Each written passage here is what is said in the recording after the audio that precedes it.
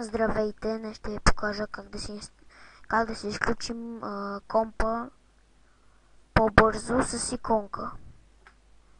Създаваме пряк път.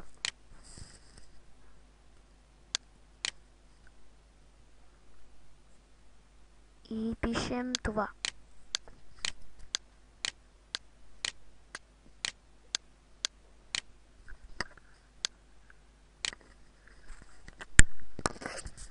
Ще го има в описанието.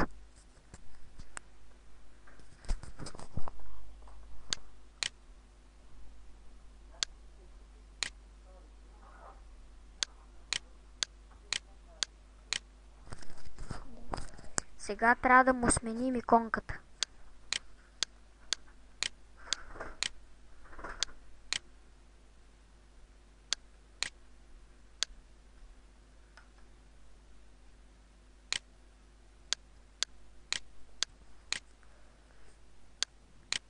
И сега преминувайте примерно shutdown или изключи или каквото там решите. И като го отворите, той ви се изключва компютъра.